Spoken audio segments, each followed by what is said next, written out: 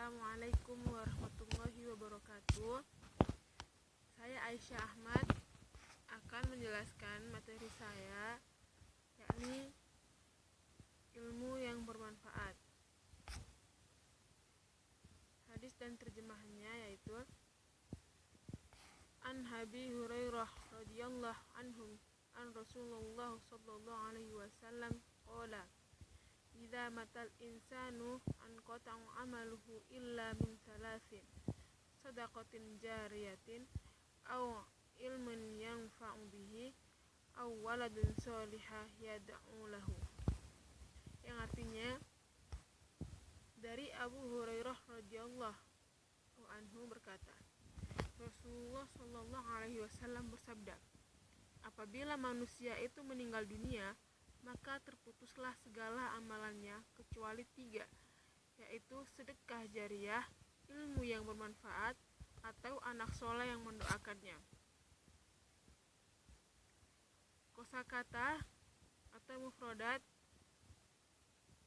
illa min salasin, kecuali 3 perkara. 3 perkara ini tidak putus pahalanya dengan sebab meninggal orang yang mengerjakannya perbuatan tersebut. Kosakata selanjutnya adalah sedaqatin jariyatin.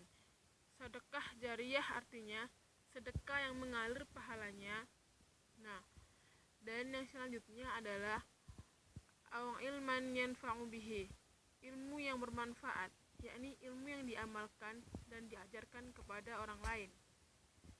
Penjelasan atau syarah hadis ini adalah, pada hadis ini Rasulullah Shallallahu Alaihi Wasallam memberikan pelajaran tentang perlunya manusia mencari amal yang berkualitas, kekal dan bermanfaat, baik selama di dunia maupun setelah meninggal dunia, selama amalnya masih dimanfaatkan oleh manusia.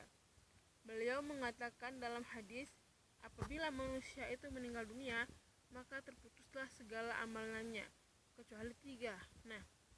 Dalam riwayat An-Nasa'i disebutkan menggunakan lafaz yang berbeda, yang artinya apabila anak Adam meninggal dunia, terputuslah amalannya. Tapi jika diterjemahkan secara umum, sama artinya dan sama juga maksudnya. Yang dimaksud dari kecuali 3 perkara yang tidak terputus baik pekerjaannya maupun upah atau pahalanya adalah sebagai berikut. Yang pertama, sedekah jariah. Sedekah jariah artinya sedekah yang mengalir, yakni pahalanya mengalir terus sekalipun yang bersangkutan telah meninggal. Misalnya, amal wakaf, yakni sedekah sesuatu benda yang bermanfaat karena Allah. Benda itu bersifat tetap, tidak habis dan tidak berkurang sekalipun dimanfaatkan berkali-kali. Contohnya yang musola, tanah, atau bahan bangunan untuk masjid dan lain-lain. Sedekah jariah atau wakaf seperti ini, sekalipun orang yang bersedekah telah meninggal dunia, pahalanya akan tetap mengalir kepadanya selama benda-benda tersebut masih diamalkan manusia. Dan selanjutnya adalah ilmu yang bermanfaat. Ilmu yang bermanfaat dimaksudkan ilmu yang diamalkan dan diajarkan kepada orang lain. Seseorang yang mengajarkan ilmu kepada orang lain, kemudian diamalkan atau dijelaskan lagi kepada orang lain, maka ia mendapat pahala seperti pahala orang yang mengamalkannya atau yang mengerjakannya, sekalipun ia telah meninggal dunia. Begitu berikutnya secara multi level sampai akhirat. Al-Subiki mengatakan bahwa buku karya lebih bermanfaat karena lebih kuat dan lebih tahan lama sepanjang masa.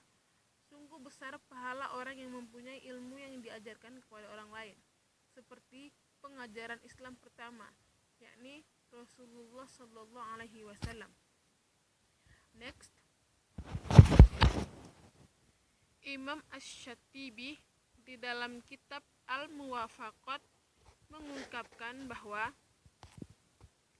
ilmu yang muktabar menurut syara adalah ilmu yang mendorong pemiliknya untuk beramal dan tidak membiarkan pemiliknya mengikuti hawa nafsunya. Bagaimanapun bahkan ia mengikat pengikutnya dengan ilmu tersebut yang membawa pemiliknya mematuhi aturannya, suka atau tidak suka.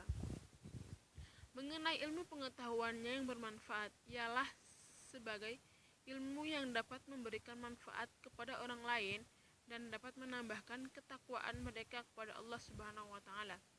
Selama ilmu itu masih dipelajari, selama itu pula orang yang mengajarkannya, para pengikat permulaan itu akan mendapatkan pahala yang akan secara terus-menerus dimasukkan ke dalam catatan amalan kebaikannya. Dalam Islam, ilmu dapat dikategorikan ke dalam dua bagian, yaitu ilmu fardu ain. Nah, ilmu fardu ain adalah contohnya itu seperti ilmu tauhid, dalam kurung akidah. Nah, dalam ilmu ini kan kita wajib untuk mengenal dan mengetahui tentang Allah. Nah, itu dalam ilmu tauhid. Ilmu fikih dan ilmu tasawuf, termasuk juga ilmu tajwid, farid, tafsir Al-Quran dan hadis. Seperti ilmu selanjutnya adalah ilmu fardu kifayah. Ilmu fardu kifayah ini wajib tapi bersifat hanya mendukung saja. Jadi seperti ilmu sains, kesusastraan, kedokteran dan lain-lain. Yang selanjutnya adalah yang kecuali 3 amalannya yang tidak terputus. Selanjutnya adalah anak soleh.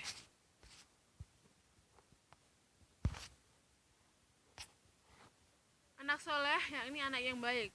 Menurut Ibnu Hajar Al-Makki, maksud soleh ini adalah anak yang beriman kepada Allah, anak soleh yang mau mendoakan kepada orang tuanya. Di antara tanda-tanda kesolehan anak adalah mau mendoakan kepada orang tuanya. Doa adalah kemauan hati anak yang baik yang menghendaki orang tuanya mendapatkan keselamatan dan kebahagiaan dunia akhirat. Anak soleh merasa bersyukur kepada orang tua yang telah mendidik dan membesarkannya sehingga menjadi orang dewasa dan sukses. Segala perilaku dan perbuatan anak soleh bermanfaat bagi orang tuanya. Anak soleh merasa bersyukur kepada orang tua yang telah mendidik dan membesarkannya sehingga menjadi orang dewasa dan sukses. Segala perilaku dan perbuatan anak soleh bermanfaat bagi orang tuanya. Demikian juga doanya sangat bermanfaat baginya, sekalipun orang tua telah meninggal dunia. Nah, doa anak soleh itu meskipun orang tuanya sudah meninggal, tapi anak itu soleh dan mendoakan orang tuanya, maka pahalanya akan tetap terus mengalir kepada orang tuanya tersebut. Jadi amalan atau doa anak soleh pendidikan itu tidak akan pernah terputus dan tetap tersampaikan kepada orang tuanya. Next, Al-Suyuti dalam Al-Taisir Bisyari Al-Jami Al-Shaghir menghitung ada 10 perkara yang tetap mengalir pahalanya sekalipun yang bersangkutan telah meninggal dunia. Nah, 10 perkara ini adalah pengembangan dari 3 perkara yang disebutkan dalam hadis tersebut. Nah, sebagaimana yang dinajamkan Al-Suyuti sebagai berikut. Jika meninggal anak Adam, tidak ada perbuatan amal yang mengalir pahalanya selain 10 perkara, yaitu ilmu yang disebarkan, doa anak, menanam pohon korma, sedekah jariyah, mewariskan mushaf, asrama, menggali sumur, irigasi air, pondokan atau perantau, membangun tempat zikir. Sebagian ulama menambahkan mengajarkan Al-Quran. Nah, pelajaran yang dapat dipetik dari hadis ini adalah yang pertama, motivasi meningkatkan amal soleh yang lebih bermanfaat dalam berbagai sektor, baik dalam diri, keluarga, dan sosial masyarakat. Yang kedua, keutamaan menuntut dan mengajarkan ilmu yang bermanfaat, baik bermanfaat di dunia maupun di akhirat. Ilmu bermanfaat adalah ilmu yang diamalkan dan diajarkan kepada orang lain untuk mendekatkan diri kepada Allah. Anjuran menyebarkan ilmu pengetahuan baik secara langsung dalam proses belajar mengajar maupun melalui tulisan, seperti karya ilmiah, menulis buku dan audio visual. Yang selanjutnya, anjuran mendidik anak secara Islam sehingga menjadi anak yang soleh. Yang terakhir adalah anjuran sedekah, amal jariyah, dan wakaf. Sekian presentasi dari saya, kurang lebihnya saya mohon maaf sebesar-besarnya. Billahi taufiq wal hidayah. Assalamualaikum warahmatullahi wabarakatuh. wabarakatuh.